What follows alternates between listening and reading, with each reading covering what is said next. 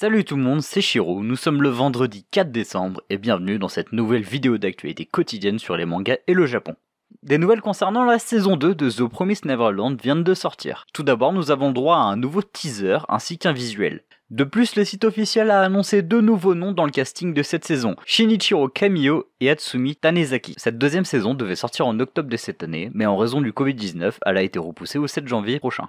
Le studio Pony Canyon vient de déposer le nom de domaine Anime Platinum N, qui laisse entendre qu'une adaptation du dernier manga de Takeshi Obata et Tsugumi Oba est en train de se faire. Pour rappel, ces deux auteurs sont à l'origine de la série Death Note et Bakuman. D'ailleurs, le tome 13 de Platinum End est sorti il y a une semaine chez Kazé. Le film d'animation Farewell My Dear Kramer est annoncé pour le 1er avril 2021. Il fait partie du projet d'adaptation du manga éponyme qui se décline en un film et un animé. Le film est confié au studio Liden Films avec en tant que réalisateur Seiki Takuno ayant déjà réalisé l'anime Yamada-kun and the Seven Witches qui s'est entouré d'une très bonne équipe dont Masaru Yokohama en charge de la composition musicale qui nous a déjà marqué dans l'anime Your Line in April. Ce film sera un préquel à la série animée en adaptant les deux tomes de Sayonara Football qui est disponible en France aux éditions Kiyun.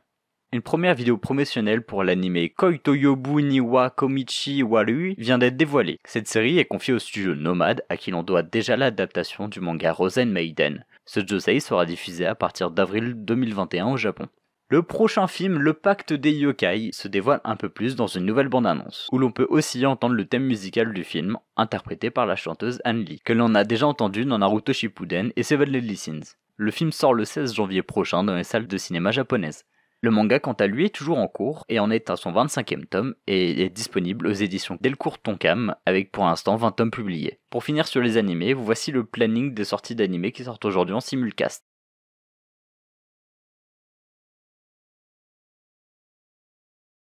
Les éditions Kurokawa annoncent l'arrivée du manga Pokémon Épée et Bouclier. C'est toujours au même duo que l'on doit ce manga, Hidenori Kosaka et Satoshi Yamamoto, qui officient sur la série depuis Pokémon La Grande Aventure. Ce manga adapte donc la 8ème génération du jeu vidéo Pokémon, sorti en novembre 2019. Le premier tome est prévu pour le 14 janvier 2021 au prix de 6,90€.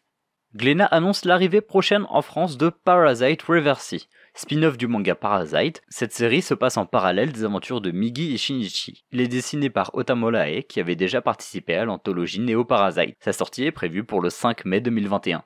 Les éditions Delcourt Tonkam annoncent la sortie pour le 17 février prochain du manga De l'autre côté de l'horizon. Lancée en 2018, cette courte série de Hinata Nakamura se finit en 3 tomes et rejoindra la collection Moonlight de l'éditeur. Les éditions Pika annoncent l'arrivée du manga Snow White and Alice. Ce titre dont le nom original est Shiro Alice est signé par la mangaka Peppu et se termine en 10 tomes. Le premier tome arrivera en France le 7 avril 2021. Pour finir sur les mangas, voici les sorties du manga du jour.